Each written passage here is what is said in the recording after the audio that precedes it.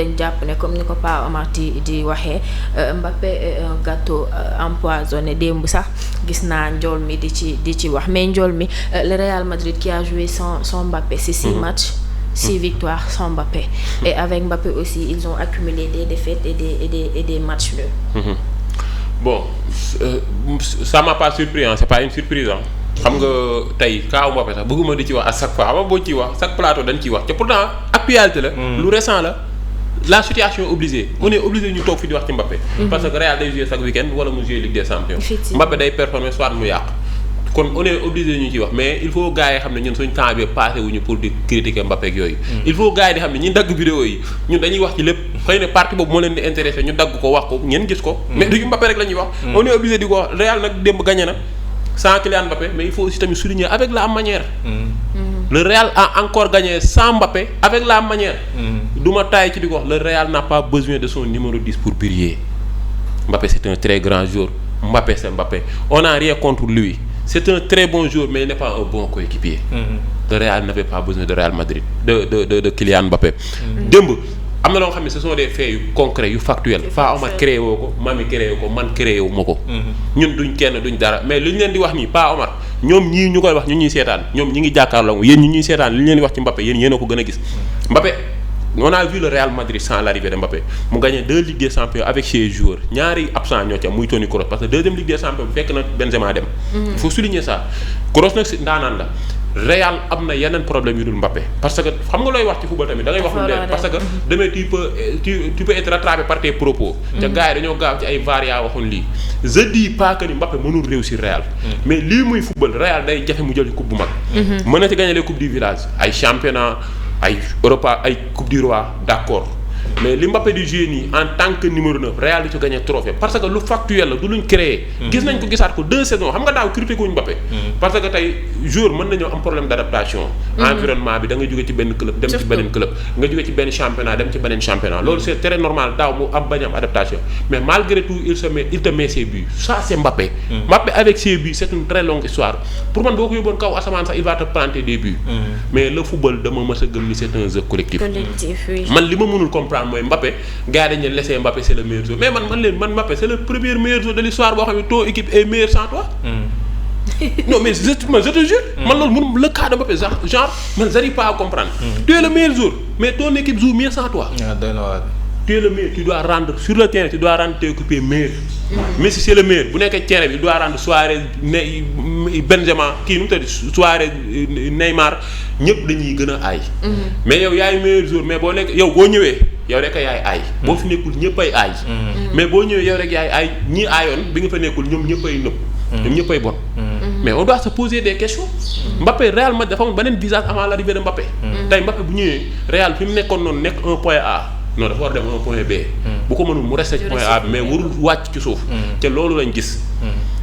keroog wax naa ko ma ni ñun liñ fàttaliku Real Madrid ñaata athlète gañewul li nga xam ne moom mooy la deful saison blanche. am na certes. mais gëj na. gëj na am Real def 2 saisons successives sans gagner. un seul trophée. non man gëj naa ko gis du ma ne nag amul mais am na nag. parce que mais gëj na am. nga xam ni y a problème léegi Mbappé dafa absenté. 5 xaw ma 6 matchs. ci 6 matchs. Real Madrid en def si joué am 5 victoires benn match nul. ba pare avec la manière. parce que man résultat bi laay mujjee xool. qu'est-ce que tu appelles avec la manière. parce que en produisant du jeu.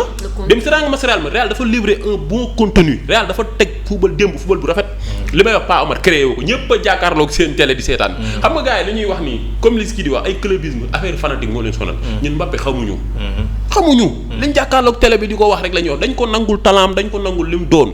mais il faut gars yi xam ni football sax laay wax mu nekk moderne ak ancien c'est un jeu collectif. da ngaa war a adapté ci collectif. Mbappé le Real joue mieux sans lui. le Real joue mieux sans lui sànq wax naa ko 6 matchs à son absence. Real joué gagné avec la manière 6 victoires benn match nul Real joué ak Manchester City dominé ko. joué ak Manchester City dominé ko. ñëpp di pressé Real am solidité défensive am solidité offensive. da ngay xam ni bloc bi ci la gën di compact. est-ce que comprends nga baax li ma lay wax. mu dóor ci City ba pare si les autres sont meilleurs Valverde day dugal wala mu baax. Vinicius boo xoolee contre City aller bi yaakaar naa dafa doublé retour bi mu doublé si je ne me trompe pas. contre Atlético de Madrid mu doublé. démb Mbappé nekkaatu mu doublé nga xam ni quand il n'est pas là non seulement le Real joue mieux mais c'est les Vinicius redeviennent les meilleurs joueurs qu'ils étaient. démb xoolal la connexion Bellingham bi ak Kylian Mbappé Vinicius. nga xool premier mi-temps même bu fekkee le Real n'a pas marqué parce que deuxième mi-temps bi changement yi ñoo changé donne bi mais da ngay gis ni Brahim Diaz ak Vinicius bi ñu nekkee ci kaw dañu doon pressing.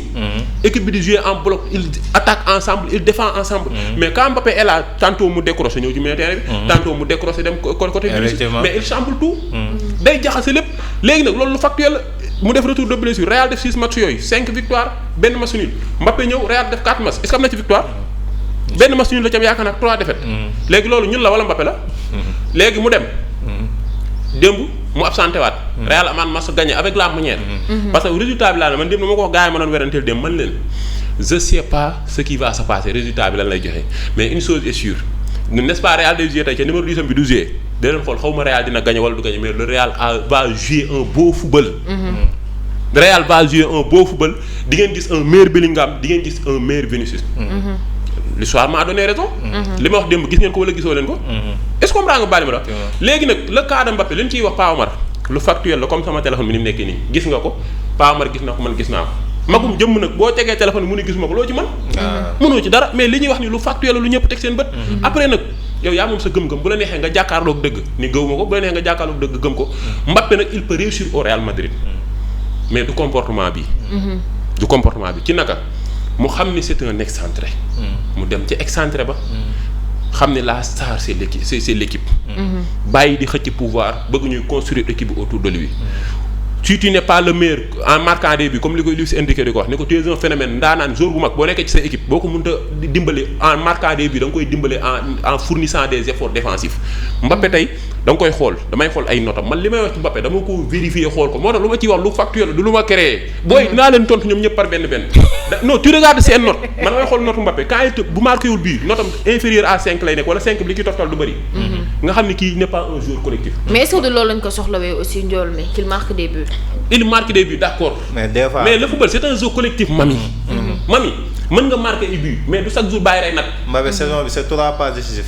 3 passes décisives kooku c'est pas un jeu collectif xam nga benn jour gars yi ne non Messi tamit du pressé man leen je dis jamais ça. Messi c'est c'est le joueur le plus collectif Messi il te mën benn saison mën la defal 20 passes décisives. Mbappé yow laaj ko 5 passes décisives ci benn saison. dan la koy defal.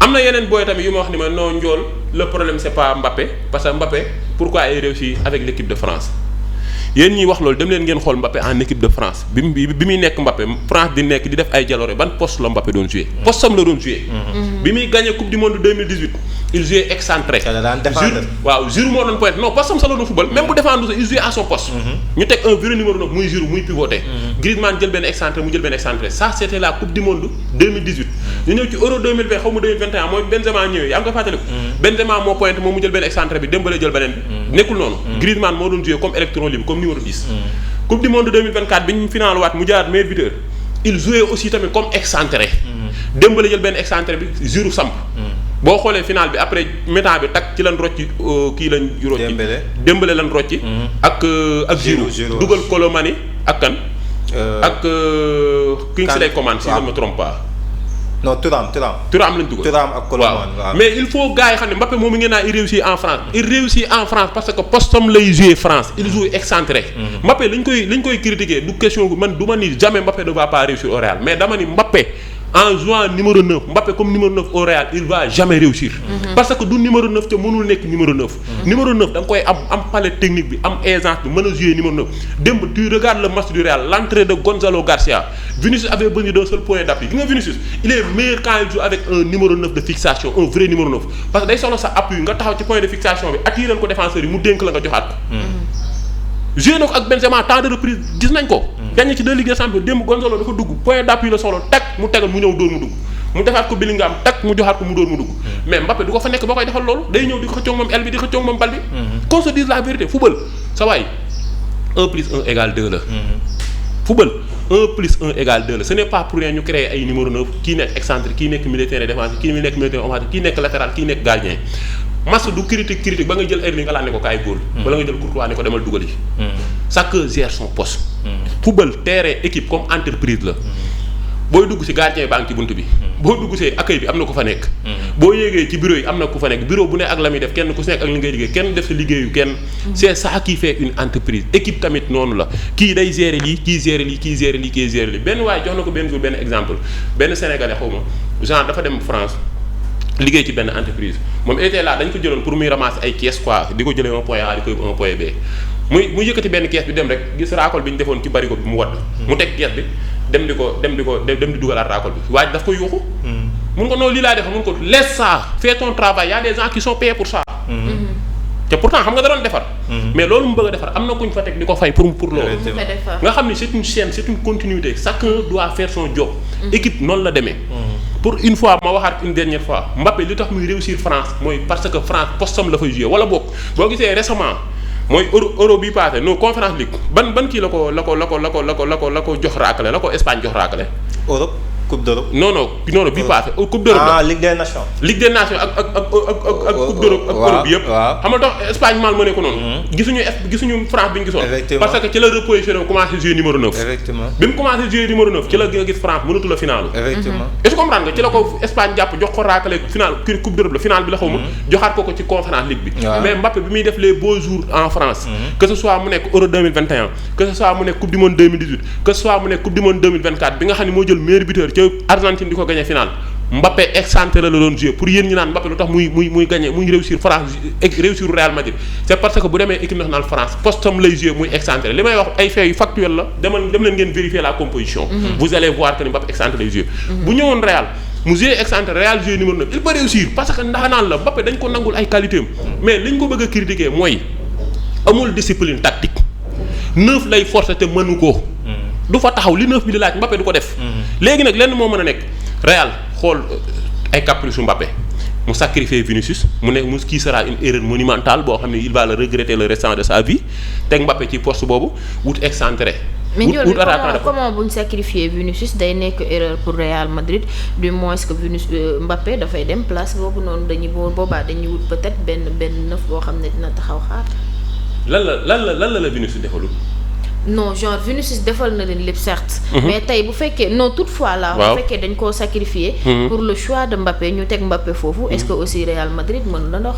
mën na dox mais ça sera un pari ça sera trop risqué parce que ça sera un pari risqué parce que Vinicius ak loo ko mënti waxal soof na bëri na wax am nay caprice mais c'est Vinicius. dans les grands rendez-vous il n'a jamais déçu. surtout nag bu fa sësee xam nga dem Mbappé dafa absenté ñu ne Vinicius yaa fi sës yow yaa fi des yaa war a def le grand boulot gis nañ ko bi Benzema demee Ligue des Champions 2024 bi Real mujj jël année bi Bellingham ñëwee. il a été le meilleur joueur du Real Madrid mooy année bi ñu naan dafa na gagné ballon d'or bi nga xam ne il a toujours endossé cette statut de leader. démb Mbappé nekku fa ba Rodrigo nekku fa il a endossé la responsabilité il a sorti le grand jeu à lui seul il a décidé du sort du match. léegi nag ay caprice am la ay kiyam la mais ñëpp xam nañu ndaanaan la. te côté droite boobu noonu ay wax tegu ko fa kenn kaasalu ko moo ko kaas ba moom ko. sinon jëlee nañ ko fa bu yàgg. gagné fi 2 Ligues des Champions lépp lu jour di gagné ak club Vinicius gagné na ko ak Real Madrid kon Vinicius ne peut pas être le problème. Bellingham bi gars yi di wax sa première année ci la ñëw def une saison monumentale une saison légendaire. ñu boole ko ci top 3 Ballon d'Or ba pare mu gagné Ligue des Champions avec le Real Madrid. yeneen joueurs yi nekk Real yëpp ils ont gagné tout ce qu'il fallait gagner lépp lu joueur war a gagner Real tey Vinicius bu jógewoon Real pour man il va partir en étant une légende du club. parce que gagné na fa ay Ligue des Champions gagné na fa coupe du monde des clubs. gagné na fa championnat coupe du roi lan la jëlul Real. waaw jël na lépp. jël na fa super coupe jël na fa lépp. kon kooku mënu nekk problème Real. wax ji mooy Real dafa def erreur bi muy jël Mbappé bi mu koy andi soxlawu ko léegi nag puisque andi na ko ba pare. na ko gérer parce que bu ndox bu tuuroo baax moom mooy des.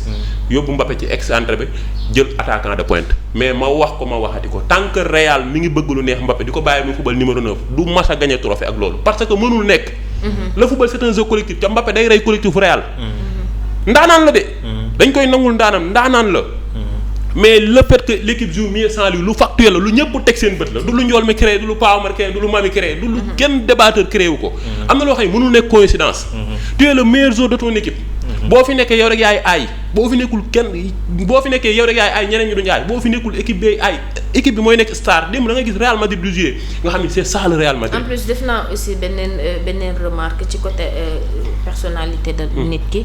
démb j'ai vu benn Real Madrid bu des joueurs qui étaient épanouis. décomplexé free le jeu fluide man li ma gënoon neex mooy pressing bi Real doon di dégager démb contre pressing bi. nga xam ne tey jii la star c'est l'équipe. l'équipe ne tourne autour de personne. nekkuñu on doit jouer pour Mbappé pour un joueur A wala un joueur B on joue pour l'équipe on joue pour un résultat. démb Real mënoon na perte match bi de. parce que résultat bi man waxuma que ni bu Mbappé nekkul Real day gagné parce que Mbappé mën na fi bañ a nekk Real ñu dóor Real comme Mbappé mën na fi nekk Real gagné mais dama ne en terme de jeu en terme de fluidité en terme de collectivité de jeu proposer tout Real daf koy def bu fi Mbappé nekk ko bu fi Mbappé nekk loolu dama ko remarqué benn remarqué ñaar remarqué ñett ca loolu du coïncidence. 6 matchs la Real joué sans Mbappé 6 victoires benn match nul. Mbappé ñëw mu joué 4 matchs. 4 matchs la joué bi Mbappé ñëwee amu ci victoire. benn match nul am 3 défaites. Mbappé absenté waat dem Real gagné waat avec la manière. sa waay Pa Omar. tu es un innocent doo criminel mais scène de crime bu ñu dem fekk fa Pa Omar. bu yàggee nga nekk reykatu nit. nañ waxtaan wax dëgg man du ma reykatu nit. mais yow fu scène de crime am tu es présent. bu yàggee nga nekk suspect wala nga nekk reykatu nit. qu'on se dise la vérité le Real Madrid joue mieux sans son numéro 10. loolu lu factuel la que ça te plaît ou pas lu factuel la après nag. lu ñëpp jàkkaarloo la lu ñëpp teg seen bët ku ne yaa moom sa gëm-gëm bu la neexee nga gëm ñu bu la neexee nga bañ ñu gëm. mais l'avenir nous donne la raison yàgg nañ ko wax. démb merci bi jaale yow mi yaakaar naa am na ñu la doon critiquer nee na neexul ba neex mais wax nga dëgg. démb tant de personnes woo nañ ma ne ma Ndiol li ngay wax maa ngi koy soog gëm. te buñ continuer ci lii nii loolu mooy gën a am. parce que li ñuy wax fortaatuwuñ ko waxuñu ko pour suñ teewu baax dañ ko wax seetlu ko mu nekk lu factuel ñu gis ko wax am audace wax ko. léegi nag bu fekkee benn pro Mbappé nga bëggul neex Mbappé non Mbappé nii il va réussir am na ñoo xam ne bañ ne ba naan ay France lan mooy France Mbappé en équipe nationale de France il joue son poste tey jii bu nekkoon Real bii di jouer fi Vinicius war a jouer ak attaquant de pointe kon duñ Real mën na bañ am problème bii. malgré son indiscipline tactique mën na bañ am problème bi parce que loo ko mën di waxal mi ngi jouer fi mu mënee. mais équipe France fi mu mën a lay jouer depuis bi mu commencé jouer pointe sax laa lay del xool dina pénaliser France bu demee France mu jouer coupe du monde mu jouer pointe nga xool li ma lay wax. lu leer laa lay wax. effectivement et pour le bonheur des Catalans Kylian Mbappé doit rester. waaw bu fekkee sa Kylian Mbappé la cette version et version bi mi ngi bëgg a yàgg. xam nga Ndiol mi ngi koy wax ñu ngi comparé Mbappé en 2018 bi mu jël coupe du monde mais boobu c'était le jeune Mbappé c'était que sa deuxième année en tant que professionnel parce que saison 2016-2017 la ko Monaco promouvoir ci équipe première bi 2018 coupe du monde am mu nekk révélation ndax dafa toj 2017 yóbbu Monaco avec les Falcao nekkul ne moom moo yóbbu Monaco mais avec les Falcao les Bakayoko les Fabinho ba Monaco jusqu'en demi-finale Juve nax leen gagné leen année bi stop coupe du monde am mais France ba pare boobu Deschamps avait tissé une équipe ultra que ce soit défensivement que ce soit offensivement mais une équipe ultra solide parce que boo xoolee Griezmann ba tey électron libre la doon jouer si ginnaawam en presque double pivot Kanté Pogba seen ginnaaw Blaise Matuidi la doon jël di ko jëloo excentré maanaam milieu excentré gauche Mbappé milieu excentré droit mais Mbappé faisait des replis défensifs parce que boobu li may wax ego nekkagul ci moom parce que c'était un très jeune joueur bu ñu jaawale version yooyu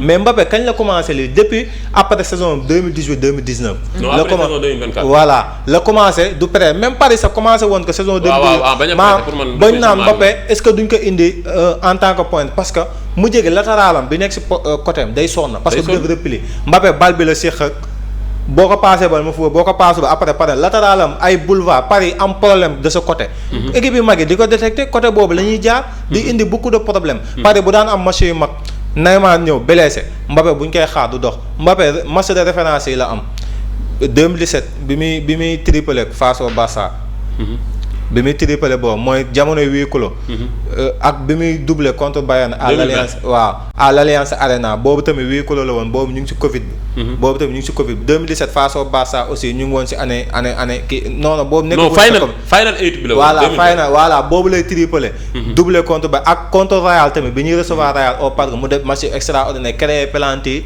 Messi raté ko mu dugal fin temps même si au retour dañ leen éliminé mais il a marqué quand même au Santiago Bernabéu donc mais Mbappé depuis loolu problème am c'est que ñu bëri des fois da ngay gis sax après émission yi amoo leen xam maanaam il faut gars yi tamit ñu wax ñu ñoom lan mooy xam-xam quoi parce que xam-xam boo xam ne yow bu Ndiol mi waxee yow après nga teg ci sa bët wala bu keneen man du ma wax sama bopp sax peut-être aw ma xam-xam.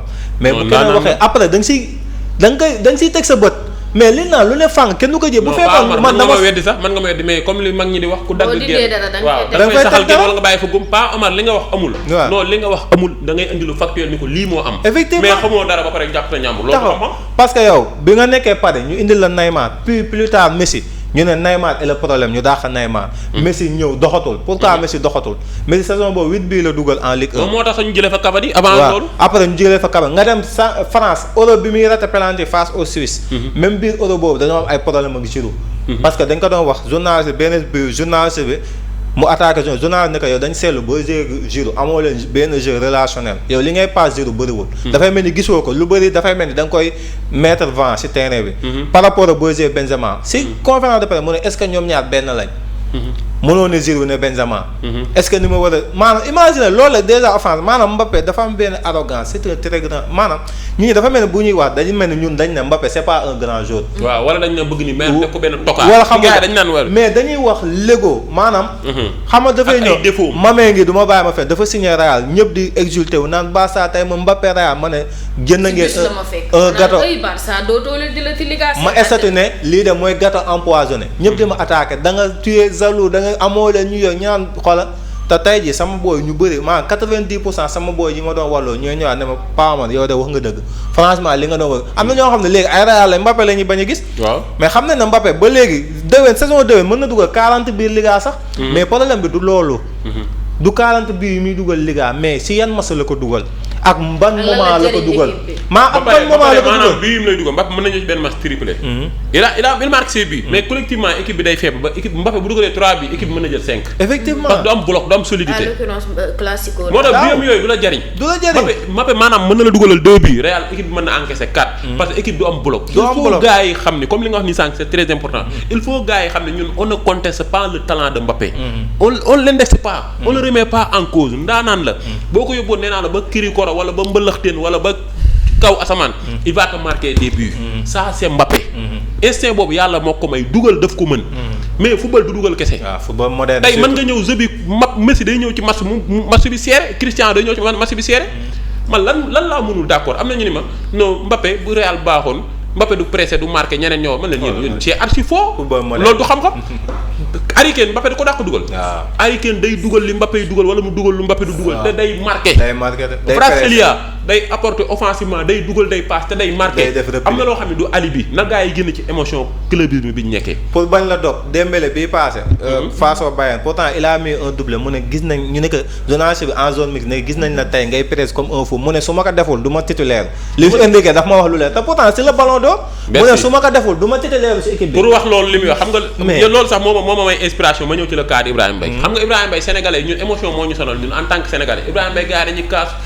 Luis Enrique du ko football loo patati patata daf ko nga Luis Enrique il rigole pas xoolul pour lu neex sénégalais Waaw. Ibrahima Mbaye c'est un très bon jeune joueur mais dama remarqué ci moom benn affaire ñun ñëpp xam nañu du pressé du marqué waaw te Luis Enrique il n'aime pas ça Dembélé wax na ko Dembélé c'est le ballon d'or c'est la star c'est le leader technique du PSG mais moom moo la taxaw waxal ni la Luis Enrique il n'hésite pas il rigole pas avec ça boo pressé wul ak koo mënti nekk daf lay génne am na ci problème ak Mbappé am na benn vidéo bu fuité Premier mi-temps la ko daan génne. Colomani tu entre kii tu sors Waaw. Mbappé dem ca kaw tribune ba kooku ku koy def ak star ay joueurs yu confirmé ñii gagné ñii ay prétendant ballon d'or ñii gagné ballon d'or ñii jël ay coupe du monde dina ko isseeg Ibrahima Mbaye bi nga xam ne barki démb la génn waaw. Ibrahima Mbaye na gars yi génn ci émotion c'est un jeune joueur c'est notre produit nous c'est notre chouchou nous l'aimons tous mais dafa am problème mu défense daf koy def sa équipe nationale bu Sénégal parfois du pressé parfois du marqué ndaanaan la nag te Luis Enrique bu fekkee daf la dugal ci terrain nga nekk fi layaam pressé woo saa daf lay génne wala suba du la dugalaat ba pare c'est aussi simple que ça ba pare surtout ça sax ñi nekk Paris honnêtement nag ñoo mën mbay jamono juñ toll ni peut-être d'ici 2-3 ans mën na mën ñooñu mais tamit Luis Enrique mënul am Dembélé Sénégal aussi il faut ñu wàññi émotion bi tuuti Paris bu fi attaquant yi ñëpp nekkee kenn blessé wul Ibrahima Mbaye wóorul football si équipe bi Wóorul sax nekk ci mënu liste ko bi, wax football dëgg fa yàlla. bu ma doon coach Paris en tant que sénégalais du ma gis ñooñu ñëpp di dugal